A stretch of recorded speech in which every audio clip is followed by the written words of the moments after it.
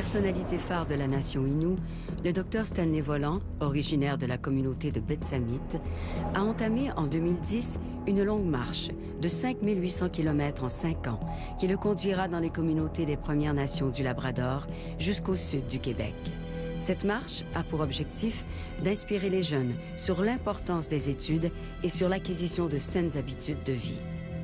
Docteur Stanley Volant, vous êtes le premier chirurgien autochtone au Québec. C'est pas rien quand même.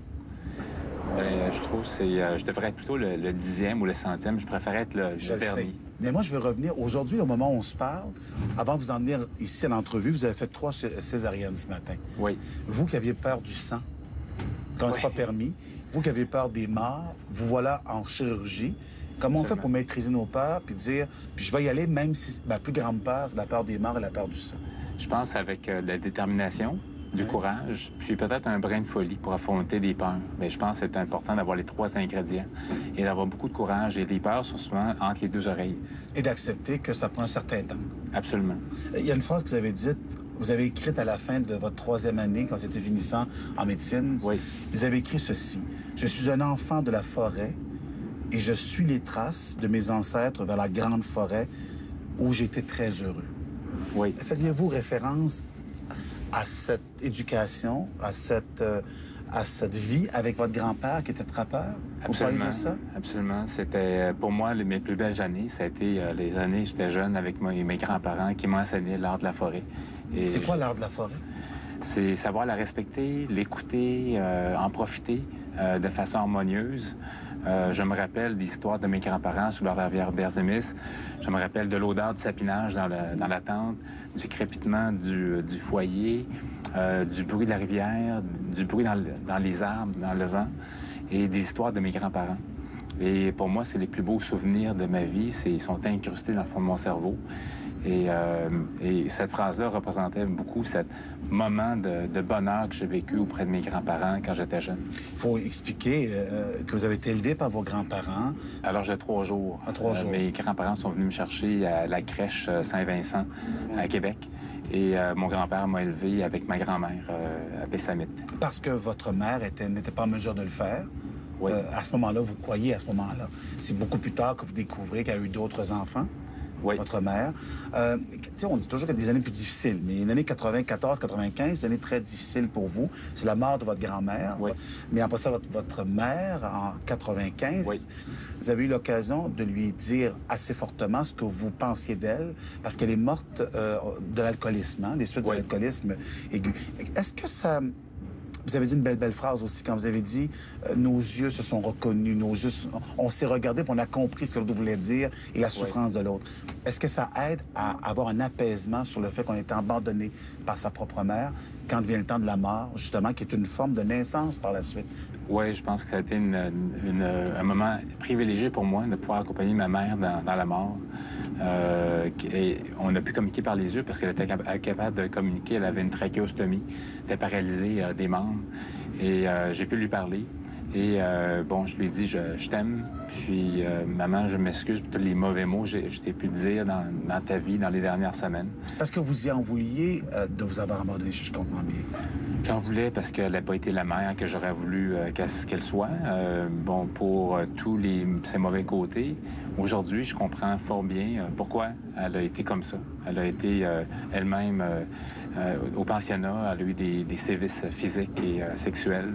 Donc, je comprends aujourd'hui, mais à l'époque, je ne comprenais pas. Docteur Volant, quand on regarde votre parcours, j'ai l'impression que tout ce chemin, par exemple, parcouru, et là, on pourrait faire une référence tout de suite au chemin de Compostelle, où c'était une grande révélation pour vous.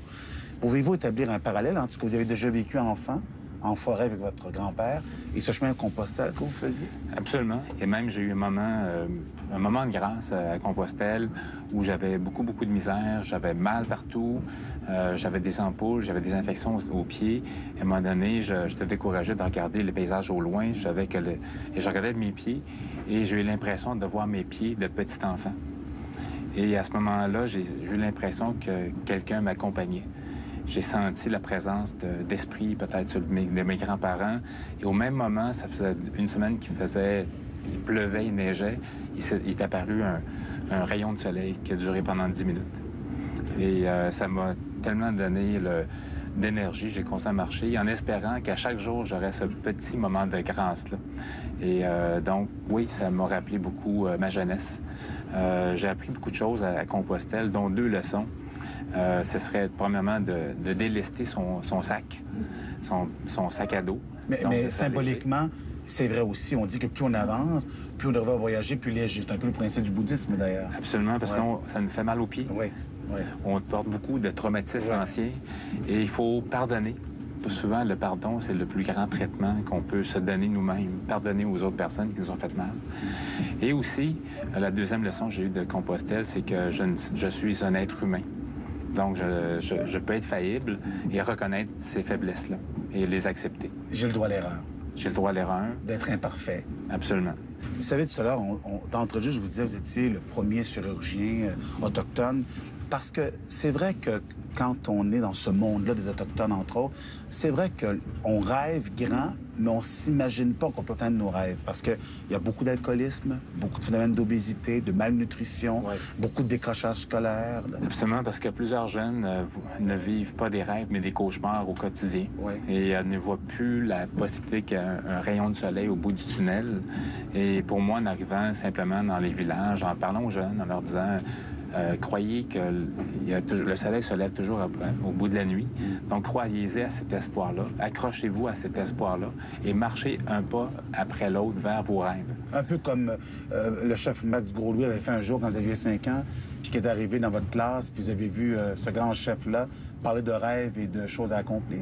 Absolument. Je me suis dit dans ma petite tête d'enfant de 5 ans, moi, je vais être comme lui. Je vais être aussi grand et être un leader et un chef comme lui. La journée où vous recevez ce fameux diplôme-là, où on vous dit que vous êtes maintenant chirurgien, c'est quoi le sentiment qui vous habite? Un sentiment d'avoir accompli quelque chose de spécial, d'avoir peut-être ouvert le chemin à d'autres personnes. Et c'est ce sentiment-là que je... Vous parlez de vos pères, là? Vous parlez de vos pères, là? Oui, des jeunes autochtones, leur disant, le tracé est fait, suivez mon chemin. Est-ce que vous pensez réalistement que c'est possible? Bien, je pense qu'en ayant des gens qui ont fait le chemin, qui ont traversé des épreuves aussi difficiles qu'eux ont traversées, ils peuvent s'identifier à moi très, très facilement. Les jeunes peuvent dire, bien, si cette personne a réussi à faire le chemin, moi aussi, je suis capable de le faire. Après la pause... Mon grand-père me dirait, te décourage jamais. Marche de l'avant, puis va dans la grande forêt où tu as toujours été heureux. Puis essaie de montrer aux autres la beauté de la nature et de vivre en harmonie avec.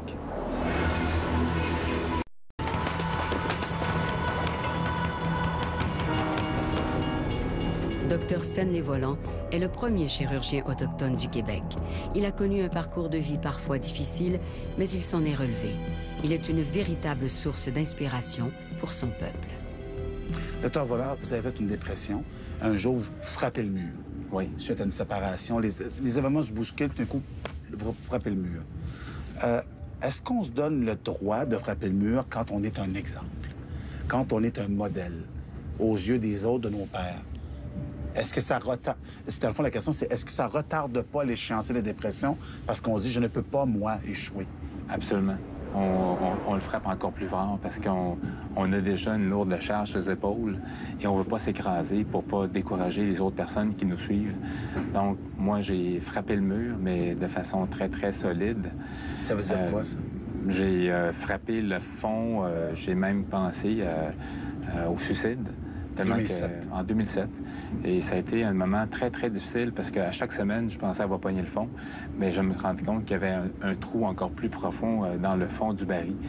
Donc, j'étais dans perte vertigineuse et la souffrance que j'avais, la souffrance de la séparation que je trouvais très, très difficile, le fait de voir mon fils s'éloigner de moi, de perdre ma deuxième famille, pour moi, ça a été une souffrance énorme, mais à un moment donné, j'ai presque passé au suicide. J'ai même sorti le fusil, donc j'étais à une fraction de faire le geste. Est-ce qu'on pourrait dire à un texto près? Parce que grâce à un texto envoyé malencontreusement...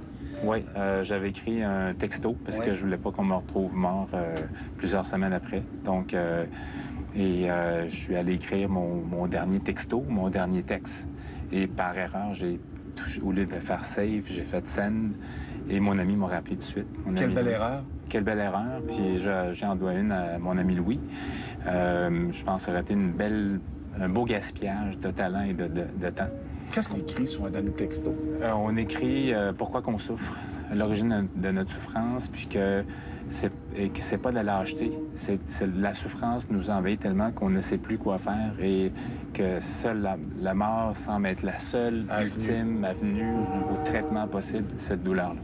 Mais il ne faut pas oublier, je pense que le message que je dois donner aux gens, c'est qu'à travers la nuit la plus froide, la plus noire, le soleil finit toujours par se lever et on l'oublie souvent. Vous étiez sauvé du suicide, mais pas sauvé de la dépression. Ah non, pas du tout. Est-ce qu'on doit rester attentif à nos émotions quand même quand on est chirurgien, à ce qui vient de l'intérieur? Je pense que ça nous fait de nous encore un meilleur médecin. En quoi? On est plus ouvert aux émotions, aux émotions des autres. Avant 2007, je considérais que la maladie mentale comme une faiblesse. Oh, okay. Et je jugeais très sévèrement mes patients qui prenaient des antidépresseurs ou avaient été traités pour la dépression. Aujourd'hui, je le vois de façon très, très différente. Et je pense que les... Vous le voyez comment aujourd'hui? C'est quoi votre point de vue? Je pense que c'est une faiblesse on est tous pas à l'abri de cette faiblesse-là, dépendant des événements dans nos vies. Et je pense que les grands hommes ou les grandes femmes sont des gens qui ont tombé, mais qui ont su se relever. Le fait d'être ouvert à la détresse des autres, plus réceptif, êtes-vous plus réceptif à vos signes de détresse qui pourraient apparaître ici et là sur votre parcours encore? Absolument, et c'est pour ça que je marche aux 6 mois. c'est mon traitement. À la place d'avoir besoin d'antidépresseurs, mais je vais en marcher pendant un bon 3 semaines. Et ça me reconnecte beaucoup avec mon environnement, ça me reconnecte beaucoup avec ma spiritualité. Oui. Et quand je reviens de ces marches-là, on dirait que j'ai été connecté sur Hydro-Québec pendant plusieurs heures. Est-ce qu'on reste toujours vulnérable dans le sens où l'enfance que vous avez connue ou celle que vous n'avez pas connue est toujours en vous? Absolument. L'enfance est toujours là. Oui. La faiblesse est toujours là. Cependant, aujourd'hui, je la digère mieux, je la comprends mieux. Je comprends mieux les événements. Et je parviens à développer peut-être un nouvel équilibre. Est-ce qu'on a un deuil à faire, Dr. Volant, qu'on ne peut pas sauver tout le monde? Absolument. Je pense que c'est une réalité. Je ne peux pas sauver tout le monde. C'est pas un deuil, c'est une réalité que j'ai, à force de marcher, je dis non, je ne peux pas prendre cette responsabilité-là sur les épaules. Mon message va peut-être sauver 1 ou 2 ou 3 personnes par communauté. Puis c'est tout ce que je peux faire. Et c'est ça qui est l'important pour moi. Et ces 2-3 personnes-là par communauté vont peut-être sauver, changer la vie de d'autres personnes. Et tranquillement, je crois beaucoup à la théorie des dominos. En étant plusieurs... L'effet d'entraînement. L'effet d'entraînement, on va peut-être être capable de sauver nos communautés. Vous savez que beaucoup de gens ont une mauvaise perception des Autochtones. Oui. Il y a une perception erronée, vous me direz. Vous allez me corriger tout au long de ce que je vais dire. Mais c'est vrai qu'il y a un taux d'alcoolisme extrêmement élevé. On parle beaucoup de violence. Il y a beaucoup de problèmes. Qu'est-ce qu'on ne sait pas de votre peuple qui est extrêmement positif, qui est extrêmement... qui va à l'encontre de tout ce que je viens de dire dans le préambule? Je pense que c'est la résilience. S'il n'y avait pas eu cette résilience-là de mon peuple, je ne serais pas ici. Mon peuple a été quasiment anéanti. Les Inuits, les Montagnais, on est passé proche de l'extermination complète par les épidémies, par les guerres. Mais il y a eu un renouveau. Il y a des gens mes grands-parents ont traversé la forêt avec certitude, avec courage, avec détermination. Et c'est ce courage-là qui coule dans nos veines qu'on doit se dire... se cracher dans les mains en disant nos grands-parents ont été des athlètes, ont été des héros. Ils nous ont permis d'être ici aujourd'hui, mais il faut reprendre cette insufflation-là de leur espoir pour améliorer notre sort. Quand vous fermez vos yeux 2 secondes et vous pensez à votre grand-père, quand vous étiez jeune, c'est quoi la phrase la plus marquante qui terminerait l'entrevue d'aujourd'hui? Mon grand-père me dirait « Mon fils », parce qu'il m'appelait mon fils, « te décourage jamais. Marche de l'avant, puis va dans la grande forêt où tu as toujours été heureux, puis essaie de montrer aux autres la beauté de la nature et de vivre en harmonie avec. » Et visiblement, vous l'avez écouté? Oui, je pense que je l'écoute. Merci du fond du cœur. Vous êtes extrêmement inspirant. Merci. Merci du fond du cœur. On va à la pause, on revient tout de suite. Après la pause... Quand on dit